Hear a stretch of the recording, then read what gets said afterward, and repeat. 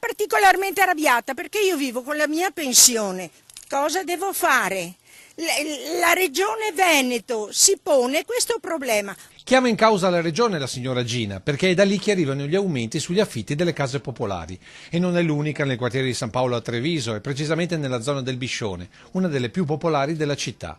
Per questa gente è stata una vera e propria mazzata l'aumento in un sol colpo dell'affitto. Quanto le hanno aumentato l'affitto? Del 300%. E non è l'unica, stando al capannello di gente che questa mattina si è radunato sotto ai condomini. Quanto gliel'hanno aumentato il canone? Del 400%. Del 400%. E lei da quanti anni è che è qui? 35, più o meno, sì. Il signor Antonio ci racconta che ha deciso di stare su una casa popolare per poter far studiare i figli e poi ci fa vedere la raccomandata con il calcolo di quello che potremmo definire l'ISEE Ater, dove si tiene conto di tutto, anche di una vita di risparmi. Devo dar fondo a quei 4 soldini che io nella mia vita lavorativa ho messo da parte per la mia vecchiaia, la mia e quella di mia moglie.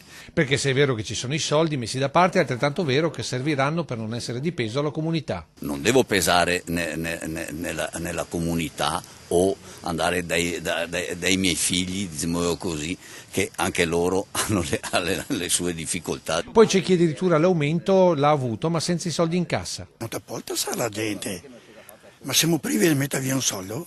Dobbiamo domandare in comune che hanno altri. Per i condomini vanno assolutamente riviste le regole per il ricalcolo del canone, tenendo conto di altri parametri come gli anni di affitto e la regolarità dei pagamenti, ma anche la condizione degli appartamenti, sia per usura che per classificazione energetica.